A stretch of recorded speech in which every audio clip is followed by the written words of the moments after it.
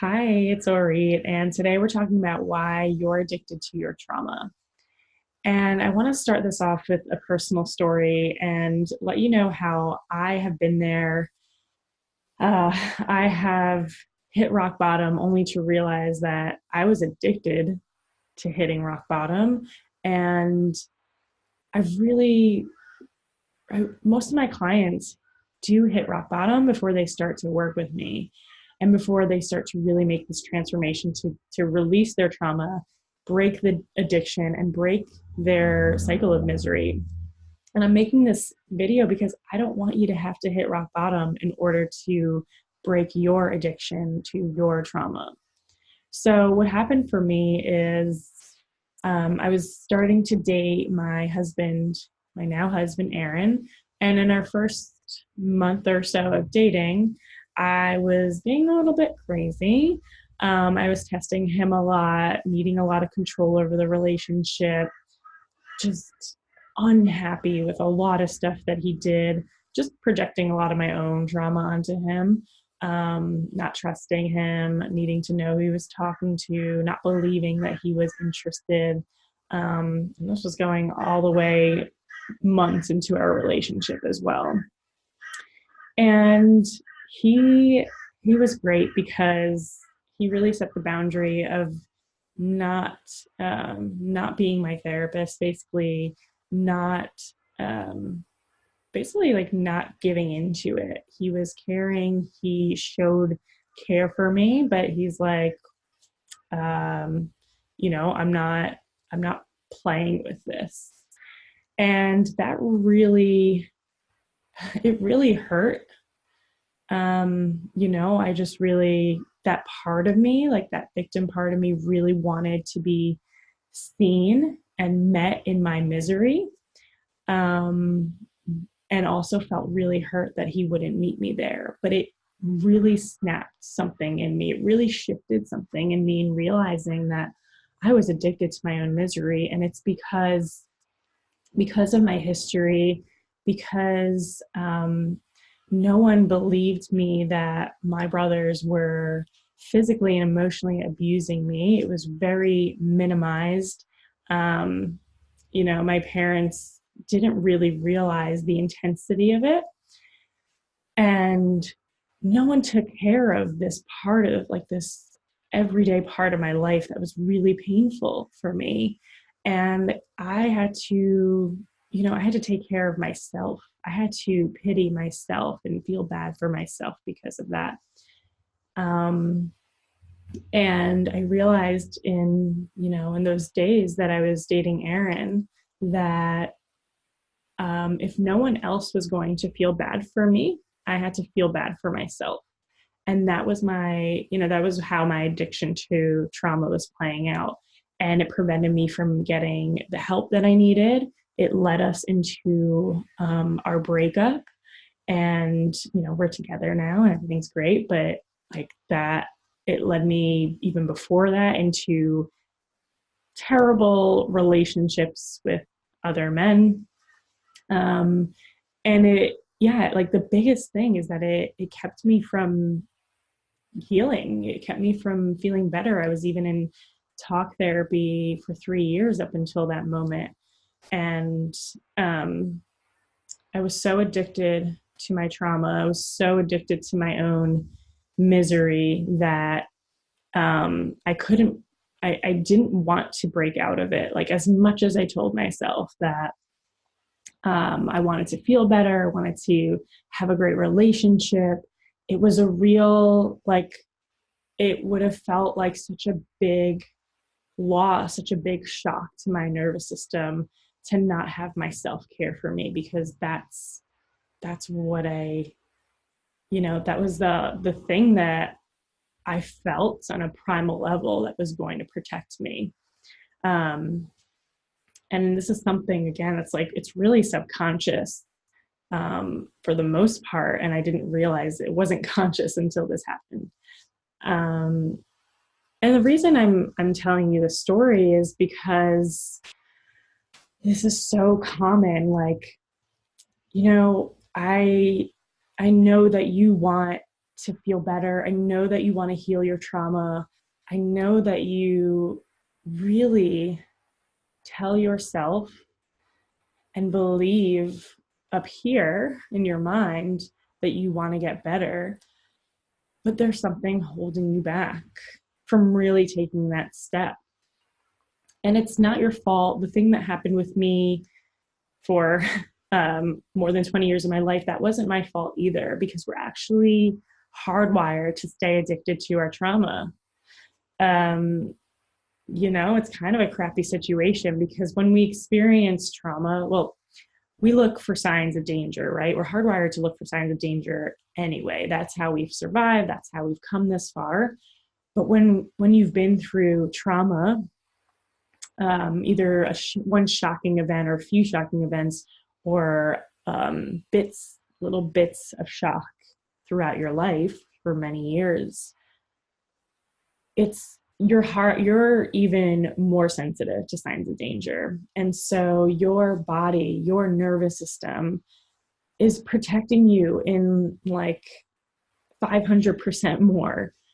And you're hardwired to stay addicted to your trauma, because actually the one thing that is required of you to rise above your trauma, to heal it, to break the addiction, is the one thing that most people don't do, is the one thing that most people's nervous system tell them it's too scary. And that's actually to take the steps, the active steps to healing your trauma, to getting the support that you need, to investing in support for yourself. And I did go to therapy for the 3 years before this rock bottom that I had, but I didn't pay for it.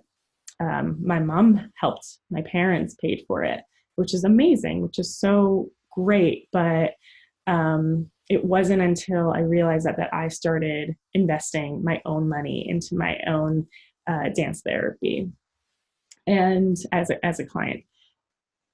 And so this is actually the biggest thing that money is the biggest thing that people blame and project onto to stay addicted to their trauma, to not break the cycle of misery. Because it's so easy to blame money, right? To say, I can't afford it.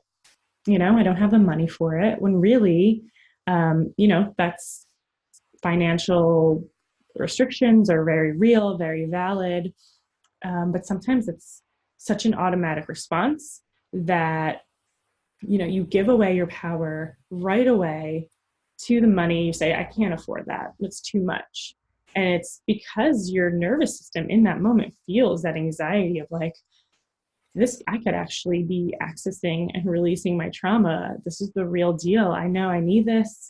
I know this is going to change my life, but maybe I don't want to change. It's too unsafe. Your nervous system, your body is like, don't go there, because it's seeing that all these things in your environment are unsafe. They're a trigger, and change is one of those triggers. It's changing the entire paradigm of your being. And that, like, it's a repetition of your trauma too. It's another example of an addiction to your trauma, when you put the blame on money, when you say, I don't have the money to not heal myself, but I don't have the money to get support. I don't have the money to pay for a therapist, because you give your power away to this inanimate object, the money. And it's like you're trapped in your own situation. You're stuck in your own prison. And it's because there's this thing, in this case, it's money, that's keeping me trapped, when what you really want is to break free.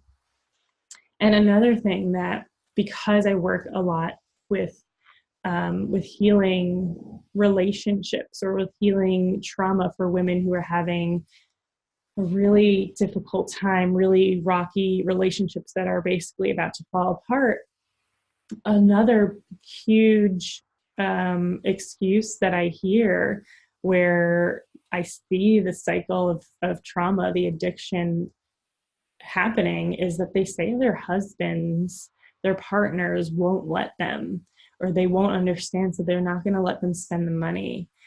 And this really, like, really is, it's hard to see because it's again, another, it's another mirror of your addiction to trauma. Like there's this man, yes, he's your partner, and it's usually a man. Of course, you may have a partner of a different gender, but it's usually a man who's holding you back from being happy, from being the person that you know you can be, who's happy, who's confident, who accepts love, who gives love.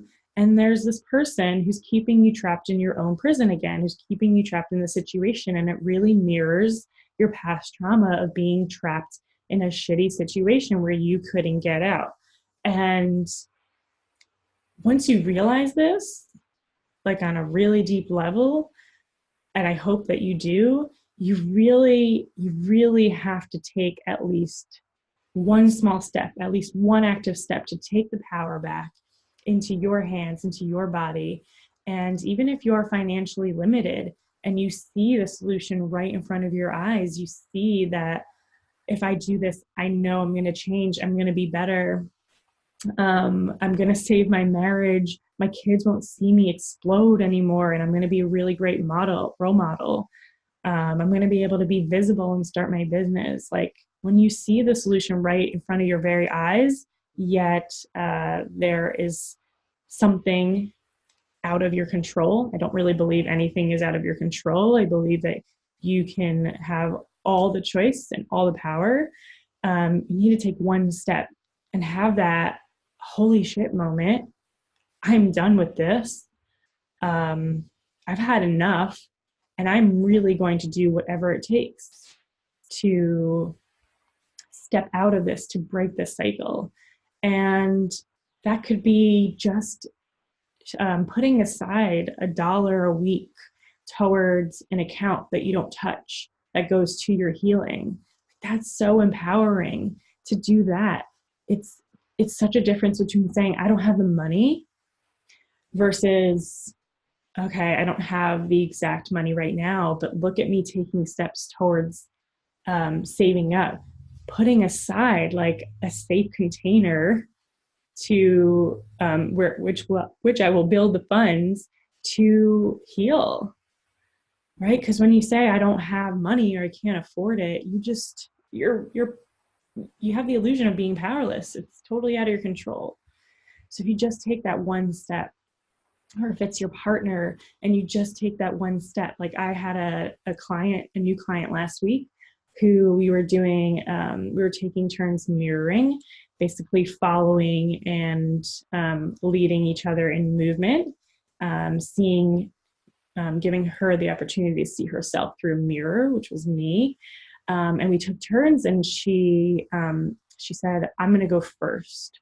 And this was a really powerful moment for her because she's like, oh, I never go first. Like it scared me to go first, but that was so powerful because my husband's always the one who yells at me or blames me, or I get the attack. I never go first in being assertive or saying what I want to say. I just always let it happen to me. So go first and, tell your partner that you would like to talk at this time and this time about where you're at, how you want to change, and what it's going to take to get there. And at least start there and have the conversation versus being like, oh, I don't think he's not going to be into it, or he's not okay with it. And fight back, take the power. You are no longer in your trauma. You don't have to be addicted to it anymore. You don't have to be in misery anymore. And know that as soon as you take those steps, you will be taken care of, and you will feel a shift already in just telling your body on a deep level that you believe that you are worthy of change and worthy of healing and worthy of not being miserable anymore. Really, I feel like I'm going to come into tears here because it's just so hard to see so many women being trapped in their own prison And it just takes a few steps to really basically live. Like, if you are dying on the inside, that is not a way to live. If you are um, developing medical issues, you're going to end up spending way more money on that. And it is not a way to live. So I encourage you to take the first steps. And if that's something that you want to do together, I would love to meet with you for a relationship review. It's free, there's no obligation to work with me. We'll see how the trauma is stored in your body and the steps that you need to take to access, release it, and break the addiction to trauma and share your gifts with the world. Give love, accept love, and really, really live. Really live. All right. So click on the link to the side above or below, depending on where you're watching. And until then, can't wait to see you move. Bye.